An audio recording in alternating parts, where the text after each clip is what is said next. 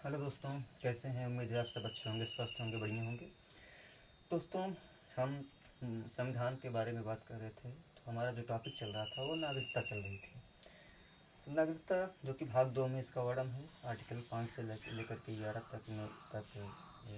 में इसका प्रावधान किया गया है। दोस्तों, तो कल हमने आर्टिकल कल हमने नागरिकता के बारे में बात किया था कि नागरिकता हमें कितने तरीक़ों से मिल सकती है।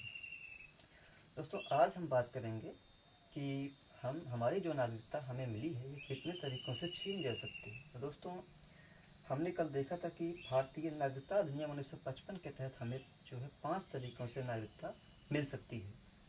वो 5 तरीक़े कौन कौन से थे दोस्तों? पहला था हमें जन्म से, अर्थात अगर हमारा जन्म भारत में हुआ है, अर्थात हमारे माता पिता भी जो है भारत के ही निवासी हैं, अर्थात तो हमें जो है भारत की नागरिकता मिल जाएगी।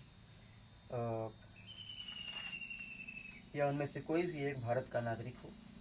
नंबर 2 हमने पढ़ा था वंश के आधार पर जो है नागरिकता, वंश के आधार पर किस तरीके से मिलेगी। दोस्तों, हम आज पूरा वर्णन नहीं करेंगे इसका, क्योंकि पिछली वीडियो में हमने इसके बारे में अच्छे से बताया है। आप उस वीडियो को जा करके देख लीजिए, आपको सारा सब कुछ समझ में आ जाएगा अच्छे से। तो वंश के आधार पर नागरिकता किस आधार पर मिलती है आप देख लीजिएगा। फिर तीसरी प्रकार है पंजीकरण के आधार पर आपको नागरिकता मिल सकती है।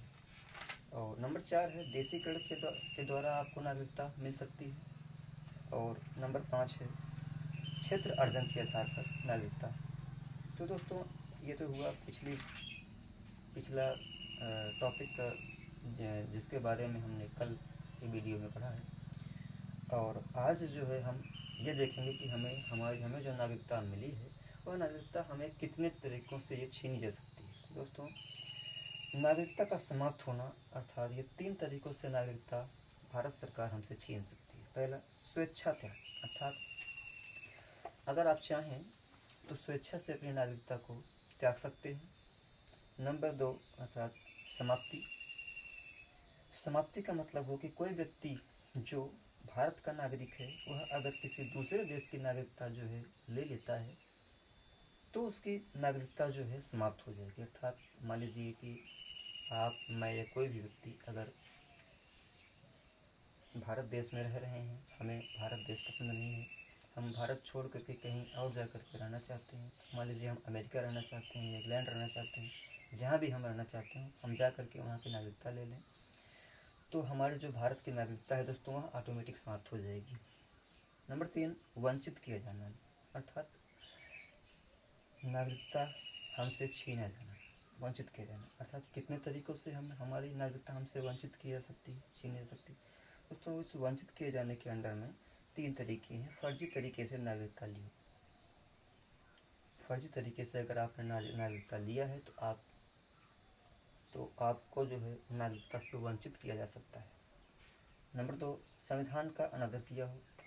आप यदि मान लीजिए आपको संविधान पसंद नहीं है, आप संविधान के बारे में गलत बोल रहे हैं, अगर सरकार के इस बारे में कहीं पता चलता है कि आप संविधान के बारे में ये सब गलत तरीके से बात कर रहे हैं तो सरकार आपकी नागरिकता जो है छीन सकती है। तो आप इस आधार पर भी वंचित हो सकते हैं नागरिकता से। नंबर 3 है युद्ध के दौरान शत्रु की मदद करना। दोस्तों, मान लीजिए भारत का युद्ध पाकिस्तान से, चाइना से, किसी भी कंट्री से चल रहा हो, तो उस युद्ध के दौरान पता चले कि आप जो है या मैं कोई भी व्यक्ति दुश्मन देश की मदद कर रहा हो, किसी भी तरीके से कर रहा हो और सरकार को अगर इस बात की खबर लगती है तो वह आपकी नागरिकता समाप्त कर सकती है। तो आप इस आधार से भी नागरिकता से आप वंचित हो सकते हैं। तो दोस्तों, नागरिकता प्राप्त करने के 5 तरीके, नागरिकता समाप्त होने के 3 तरीके, इस तरीके से आज की वीडियो में मैंने ये सब देखा। तो ठीक है दोस्तों, हम मिलते हैं नेक्स्ट वीडियो में। आप अपना प्यार हम पर बनाए रखें। धन्यवाद।